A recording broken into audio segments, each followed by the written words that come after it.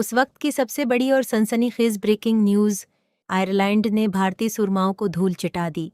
बिलाम्स T20 में Ireland ने India को अबरतनाक शिकस्त देकर पूरी दुनिया को हैरान कर दिया है।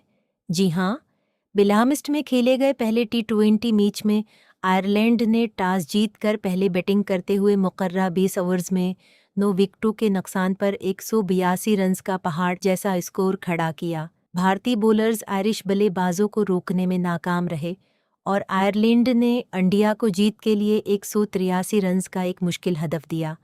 183 रन के हदफ के ताक़ब में मजबूत भारतीय बैटिंग लाइन आयरिश बॉलर्स के सामने रेत की दीवार साबित हुई। पूरी इंडियन टीम 20 ओवर्स भी ना खेल सकी और महज 18.5 ओवर्स में 148 रन पर ढेर हो गई। आयरलैंड की शानदार बॉलिंग के सामने इंडिया का कोई भी बल्लेबाज टुक कर ना खेल सका और आयरलैंड ने ये मैच 34 रन के भारी मार्जिन से अपने नाम करके सीरीज़ में 1-0 की बढ़तरी हासिल कर ली है।